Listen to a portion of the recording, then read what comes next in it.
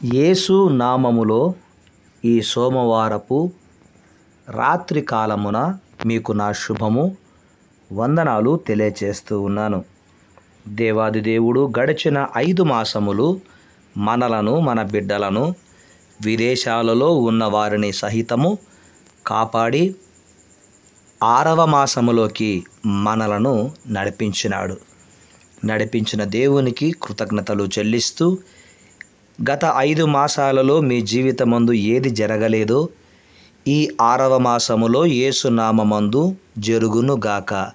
మీ విధేయతలో విజయము కలుగునుగాక. ఆమెన్. ప్రార్థన చేద్దాము. ప్రార్థన తరువాత యిర్మీయా గ్రంథము 42వ అధ్యాయము 6వ వచనాన్ని ఆధారం చేసుకొని కొన్ని విషయాలు ధ్యానం చేద్దాం. దానికి ముందుగా ప్రార్థన చేద్దాం. మహాపరిశుద్ధుడువైన మా తండ్రి, సకల ఆశీర్వాదములకు కారణభూతుడా, సర్వోన్నతుడా, సర్వ సృష్టికర్త, మహోన్నతుడా, మహిమాన్వితుడా, మహాగణుడా, అద్భుతకరుడా, ఆశ్చర్యకరుడా, ఆది సంభూతుడా, మీ ఘనమైన, ఉన్నతమైన, శ్రేష్టమైన నామమునకు స్తుతి స్తోత్రాలు చెల్లిస్తున్నాము రాజా. తండ్రి, ఈ దినమును ఈ సమయమును చూడక ఎందరో గతించిన ఈ సంవత్సరములోని 5 మాసాలలో ఎందరో ఈ లోకాన్ని విడిచి ఉండవచ్చు. వారిలో మమ్మును కలపక నాయన మమ్ములను సజీవులుగా 6వ మాసంలోకి ప్రవేశపెట్టారు. మాకంటే ముందుగా ఈ లోకాన్ని విడిచిన వారితో మమ్మును పోల్చుకుంటే మేము ఏ పాటి వారము? మా జీవము ఏ పాటిది నాయన? క్షణకాల జీవితం మాది, క్షణకాల బొంగరము లాంటిది తండ్రి. కదిలిపోతున్న మేఘముల వంటిది, ఒలికిపోతే ఎత్తలేని నీటి వంటిది. మీకు స్తుతి స్తోత్రాలు. ఇలాంటి జీవితాన్ని కాపాడిన దేవుడవు నాయన. అయితే గతించిన 5 మాసాలలో తమ వారిని పోగొట్టుకున్న వారికి ఆదరణ, ఓదార్పును అనుగ్రహించండి నాయనా. వారిని మీ వాక్యము చేత వారి బాధలో వారికి నెమ్మదిని కలుగచేయమని ప్రార్థన చేస్తున్నాను. తండ్రి లేని వారికి నాయన మీరు తండ్రిగా వారిని బలపరచండి. తల్లిని కోల్పోయిన వారికి తల్లిగా ఒకని తల్లి వారిని ఆదరించినట్లు ఆదరించమని ప్రార్థిస్తూ ఉన్నాను. మహిమ కలిగిన మా తండ్రి, మాసము వెంట మాసము, దినము వెంట దినమును మాకు ఇస్తున్నప్పుడు దేవా, మా జీవితంలో మీరు ఏమి ఆశిస్తున్నారో మీరు ఆశించినట్లుగా మేము ఉండునట్లు మీ కృప చూపించమని కోరుతూ ఉన్నాం.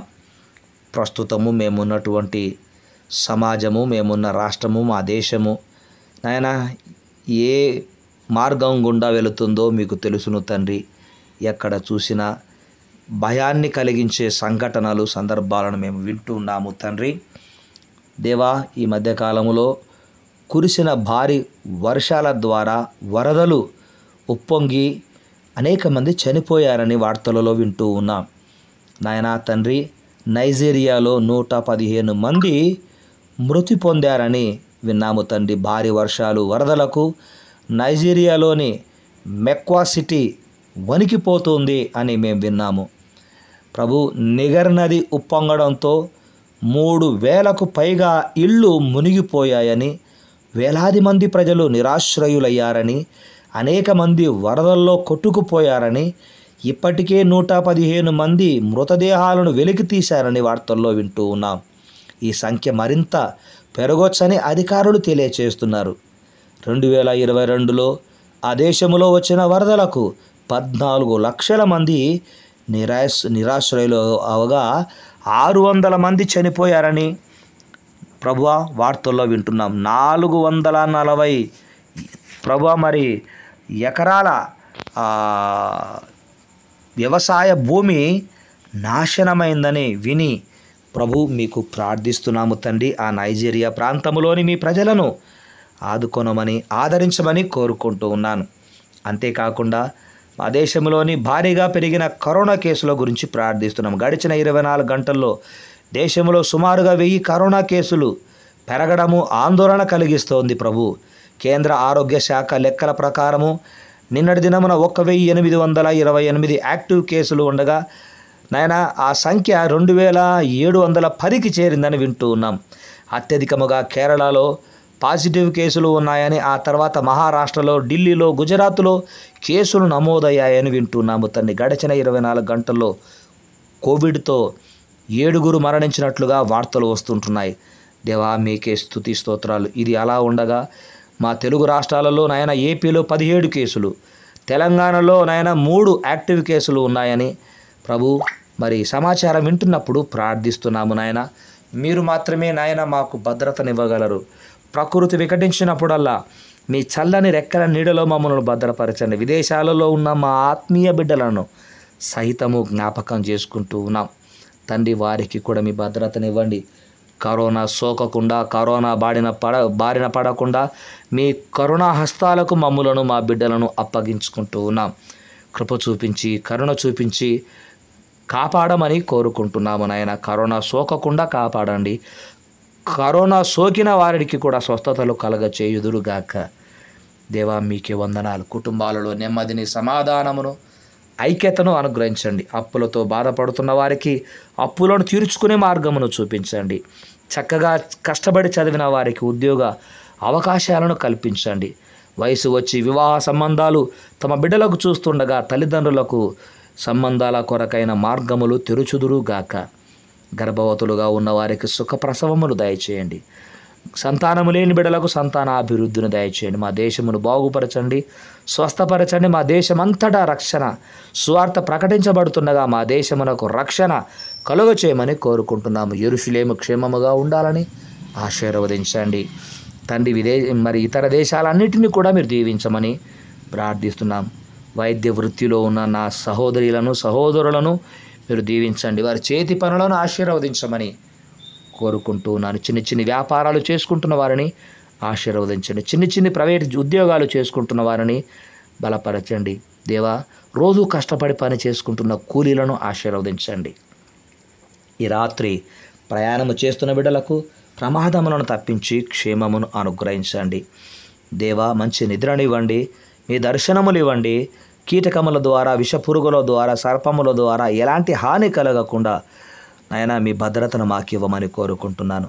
ఈ మాసములో మరలా స్కూల్స్, కాలేజెస్ ఓపెన్ అవుతుండగా చదువుకోవడానికి బిడ్డల జ్ఞానమును, జ్ఞాపక శక్తిని, ఆర్థికంగా ఇబ్బందుల్లో ఉన్న వారికి ఆర్థిక వనరులు సమకూర్చమని కోరుకుంటూ సకల మహిమలు మీకే చెల్లిస్తూ పీడకలలు, దయ్యపు కలలు రాకుండా మిమ్మును గురించిన కలలు కనే భాగ్యమును ప్రసాదించుమని మా ప్రాణాత్మదేహములు మీకు అప్పగిస్తుండగా భద్రపరచుమని, క్రీస్తు రాకడ కొరకు సిద్ధపరచుమని యేసు నామమున ప్రార్థిస్తున్నాను తండ్రి.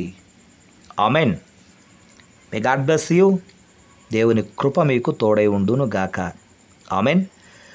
యిర్మీయా గ్రంథం 42వ అధ్యాయం 6వ వచనములో, మీకు మేలు కలుగునట్లు మేము మన దేవుడైన యెహోవా మాట వినువారమై, అది మేలుకే గాని కీడుకే గాని మేము ఆయన యొద్ద నిన్ను పంపు విషయములో మన దేవుడైన యెహోవా సెలవిచ్చు మాటకు విధేయులమగుదుము అని ప్రజలు, ఇశ్రాయేలీయులు యిర్మీయాతో చెప్పిన మాటను ఇక్కడ మనం చూస్తున్నాం.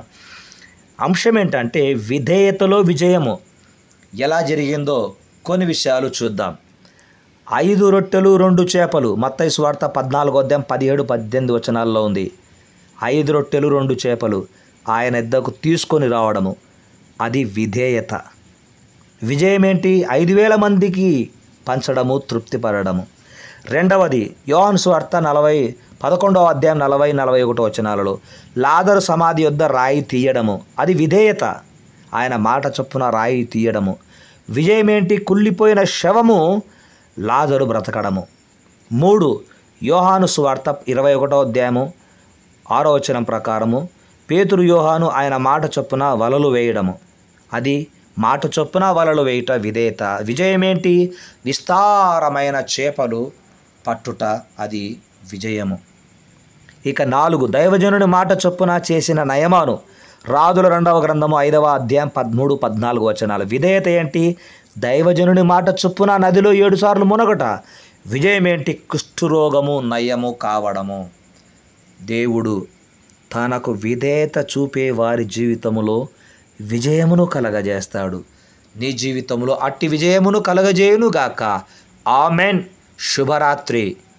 దేవుడు మిమ్మును, మీ బిడ్డలను, మీ చేతి పనులను దీవించునుగాక. ఆమెన్.